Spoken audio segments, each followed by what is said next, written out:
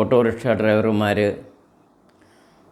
അഭിമുഖീകരിക്കുന്ന പല പ്രശ്നങ്ങളും പുറം ലോകം അറിയാറില്ല. അങ്ങനെ ഒരു സംഭവമാണ് ഇന്നെനിക്ക് പറയാനുള്ളത്. എറണാകുളത്ത് ഓട്ടോറിക്ഷ ഓടിച്ചുകൊണ്ടിരുന്ന 2 ഡ്രൈവർമാരുടെ അനുഭവം. അവിടെ ചില ആളുകൾ ഷിഫ്റ്റായിട്ട് വണ്ടി ഓടിക്കുമായിരുന്നു. രാവിലെ ഒരാൾ വന്ന് വണ്ടി എടുത്തു, പകലും അന്ന് രാത്രി ഓടും, പിറ്റേ ദിവസം രാവിലെ അടുത്ത ഡ്രൈവറെ ഏൽപ്പിക്കും. അയാളും അത് പകലും പിറ്റേ ദിവസം രാത്രിയും ഓടിയിട്ട് തലേദിവസം വന്ന ആളെ വീണ്ടും ഏൽപ്പിക്കും. അങ്ങനെ 2 ഡ്രൈവർമാർ ഓടുന്ന ഒരു രീതി ഉണ്ടായിരുന്നു. അപ്പോൾ ഒരാൾക്ക് ഒരു ദിവസം ഫുൾ ഓടും, പിറ്റേ ദിവസം അയാളുടെ വീട്ടിൽ പോയി വിശ്രമിക്കും, മറ്റ് ജോലികളൊക്കെ ചെയ്യാം. അപ്പം 2 പേരുടെയും കാര്യങ്ങൾ നടക്കും. അങ്ങനെ എനിക്ക് പരിചയമുള്ള 2 പേര്, നമുക്ക് തൽക്കാലം അന്വേഷണം എന്നും ബാബു എന്നും പേരിടാം. ഇവർ 2 പേരും അടുത്ത സുഹൃത്തുക്കളുമായിരുന്നു. ഒരു ദിവസം ഈ ബാബു എന്ന് പറയുന്ന ആൾ രാത്രിയിൽ ഒരു വിദേശിയെ ഒരു ഹോട്ടലിൽ എത്തിച്ചു. വിദേശിയുടെ 3 ബാഗോ മറ്റോ ഉണ്ടായിരുന്നെന്നാണ് എൻ്റെ ഓർമ്മ. ഏതായാലും ഹോട്ടലിൽ ചെന്നു. അവിടുത്തെ സെക്യൂരിറ്റിക്കാർ ബാഗൊക്കെ വണ്ടിയിൽ നിന്ന് ഇറക്കാൻ സഹായിച്ചു. ഈ വിദേശി പൈസയൊക്കെ കൊടുത്തു വളരെ ഹാപ്പിയായിട്ട് പിരിഞ്ഞു. അപ്പോൾ സ്വാഭാവികമായിട്ട് ലോഡ്ജിനുള്ളിൽ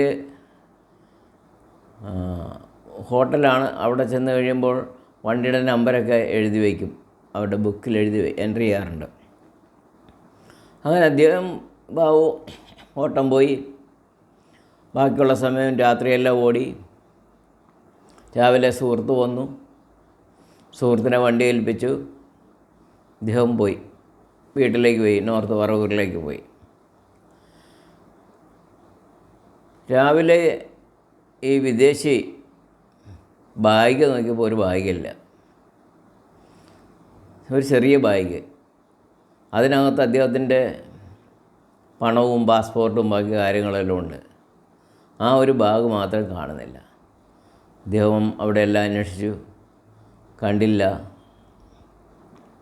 അവസാനം ഹോട്ടലിൻ്റെ മാനേജറുമൊക്കെ ബന്ധപ്പെട്ട് രജിസ്റ്റർ നോക്കിയപ്പോൾ ഈ വണ്ടി നമ്പർ കണ്ടുപിടിച്ചു. ഉടനെ തന്നെ പോലീസ് കംപ്ലയിൻ്റ് ചെയ്തു. പോലീസ് വണ്ടി പെട്ടെന്ന് തന്നെ കണ്ടുപിടിച്ചു.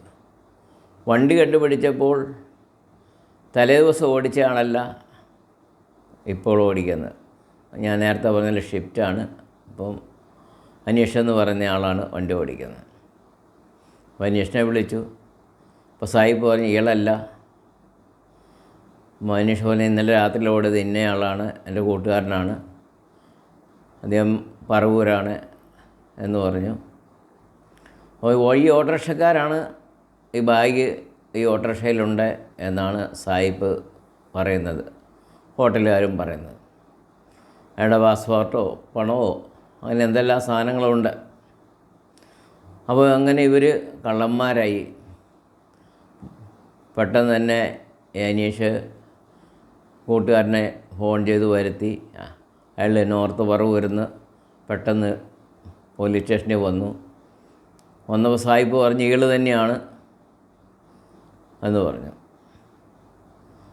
അപ്പോൾ പിന്നെ എന്ത് ചെയ്യും? ഇയാളുടെ വണ്ടിയിലാണ് ഞാൻ വന്നത്, പക്ഷേ വണ്ടിയിൽ സാധനമില്ല, ബാഗില്ല. സ്വാഭാവികമായിട്ട് എല്ലാവരും പറയും മോട്ടോറിക്ഷക്കാരനാണ്, അയാളത് മാറ്റിയതാണ് എന്ന് പറയും. അപ്പോൾ ഇയാൾ പറഞ്ഞില്ല, ഞാനവിടെ ബാഗ് എണ്ണിയാണ് ഏൽപ്പിച്ചത്, സെക്യൂരിറ്റിക്കാരനാണ് അത് എടുത്ത് വെച്ചത് എന്ന് പറഞ്ഞു. അപ്പോൾ പിന്നെ ബാഗും ഇല്ല, ബാഗിനകത്ത് സെക്യൂരിറ്റിക്കാരനുമില്ല. ഉടനെ തലേ ദിവസത്തെ സെക്യൂരിറ്റിക്കാരൻ ആരായിരുന്നെന്ന് ഹോട്ടലുകാർക്കറിയാമല്ലോ. അദ്ദേഹം അയാളെ ഫോൺ ചെയ്യുകയോ വിളിച്ച് വരുത്തോ എന്തോ ചെയ്തു. വെച്ചപ്പോൾ പറഞ്ഞു സായിപ്പ് ഈ ബാഗെല്ലാം എടുത്തുകൊണ്ട് പോയപ്പം ഒരു ചെറിയ ബാഗ് അവിടെ വെച്ചിരുന്നു. സായിപ്പ് വരുമല്ലോ എന്ന് വിചാരിച്ച് ഇയാളത് ആ സ്റ്റെയർ കേസിനടിയിലേക്ക് അവിടെ വെച്ചിട്ടുണ്ടെന്ന് പറഞ്ഞു. അങ്ങനെ നോക്കിയപ്പോൾ ആ സ്റ്റെയർ കേസിനടിയിൽ ഈ ബാഗ് അവിടെ ഇരിപ്പുണ്ട്. ബാഗിനകത്ത് എല്ലാ സാധനങ്ങളും ഉണ്ട്. പക്ഷേ ഇവിടെ സംഭവിച്ചത് എന്താണ്? ഓട്ടോറിക്ഷക്കാരൻ കള്ളനായി. ഒരു രാത്രിയും പകലും മുഴുവൻ വണ്ടി ഓടിയിട്ട് വിശ്രമിക്കാൻ വീട്ടിൽ പോയി കിടന്ന മനുഷ്യൻ ഒരു പകലിനെതിരെ ഓടാൻ വന്ന ഡ്രൈവർ, ഇവർ രണ്ടുപേരും പോലീസ് സ്റ്റേഷനിൽ കയറി ഇറങ്ങുന്നു. അവരെ കൊണ്ട് പോലീസുകാർ സഞ്ചരിക്കുന്നു. മറ്റേ ആൾ നോർത്ത് പറവ് വരുന്നു, ഉറക്കവും കളഞ്ഞ് അയാളുടെ ബാക്കി പരിപാടി കളഞ്ഞിട്ട് ഇവിടെ വരുന്നു. ഇവിടെ വന്നപ്പം സായിപ്പ് പറയുന്നു ഇയാൾ തന്നെയാണ് എൻ്റെ ബാഗ് എടുത്തതെന്ന് പറയുന്നു. ചുരുക്കി പറഞ്ഞാൽ ആ സെക്യൂരിറ്റിക്കാരൻ അവിടെ എടുത്തത് വെച്ചിരുന്നുകൊണ്ട് ഇവർ മോഷണക്കുറ്റത്തിൽ നിന്ന് രക്ഷപ്പെട്ടു. ഇല്ലെങ്കിൽ എന്ത് സംഭവിക്കും? പിറ്റേ ദിവസത്തെ പത്രത്തിൽ ഓട്ടോറിക്ഷക്കാരൻ സാഹിബിൻ്റെ ബാഗ് മോഷ്ടിച്ച കാര്യവും വലിയ വെണ്ടയ്ക്ക അക്ഷരത്തിൽ ഓട്ടോറിക്ഷക്കാരെക്കുറിച്ചുള്ളൊരു വിശദീകരണവും ഇവരുടെ രണ്ടുപേരുടെയും ഫോട്ടോയും എല്ലാം വരും. പക്ഷേ ഇങ്ങനെ ബാഗ് കിട്ടിയതുകൊണ്ട് വേറെ പ്രശ്നമൊന്നും ഉണ്ടായില്ല. പക്ഷേ ഇതൊന്നും ഈ സമൂഹം അറിയുന്നില്ല. ഓട്ടോറിക്ഷക്കാരൻ 2 രൂപ കൂടുതൽ മേടിച്ചു എന്ന് പറഞ്ഞ് എന്നും പ്രശ്നമാണ്. അല്ലെ കൈ കാണിച്ചിട്ട് നിർത്തിയില്ല, അങ്ങനെ 100 പ്രശ്നമാണ്. പക്ഷേ ഇതുപോലെയുള്ള 100 കണക്കിന് പ്രശ്നങ്ങൾ ഓട്ടോറിക്ഷ ഡ്രൈവർമാർ അനുഭവിക്കുന്നുണ്ട്. ഞാൻ കഴിഞ്ഞ ദിവസം ഒരു വീഡിയോയിൽ കണ്ടു. ഞാൻ പറഞ്ഞിരുന്നു, ഒരു ദിവസം മുഴുവൻ ഓടിയിട്ട് 10 പൈസ കിട്ടാതെ പോകുന്ന ചില ഡ്രൈവർമാരുടെ അവസ്ഥയുണ്ട്. ഇതൊന്നും ഈ പൊതുസമൂഹമൊന്നും അറിയുന്നില്ല.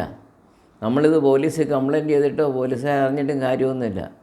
അത് പോയത് പോട്ടെ എന്ന് പറയും. പിന്നെ അതിൻ്റെ പുറകെ കൂടെ നടക്കാമെന്ന് മാത്രമേ ഉള്ളൂ.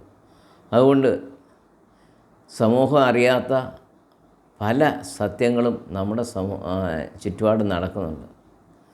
അപ്പോൾ എൻ്റെ ഈ ചാനലിൻ്റെ ഉദ്ദേശം തന്നെ ഞാൻ ആദ്യമായിട്ട് പറയുന്നുണ്ട്, ആരും അറിയാതെ പോകുന്ന സത്യങ്ങൾ മറ്റുള്ളവരെ അറിയിക്കുക എന്നുള്ളതാണ്. ഇതൊരു വിനോദ ചാനലോ അങ്ങനെയൊന്നുമല്ല. സമൂഹം അറിയാതെ പോകുന്ന ഇതുപോലുള്ള കുറേ സത്യങ്ങൾ നിങ്ങളെല്ലാം അറിയിക്കാനാണ് ഉദ്ദേശിക്കുന്നത്. ഇങ്ങനെയുള്ള വിവരങ്ങൾ നിങ്ങൾക്കും ഉണ്ടാവും, അനുഭവങ്ങൾ. എന്നെ ഫോണിൽ ബന്ധപ്പെട്ടാൽ ആ അനുഭവങ്ങളും കൂടെ നമുക്ക് ഈ ചാനലിലൂടെ മറ്റുള്ളവരെ അറിയിക്കാം. അതുകൊണ്ട് പരമാവധി നിങ്ങൾ ഈ വീഡിയോ എല്ലാവർക്കും ഷെയർ ചെയ്യുക.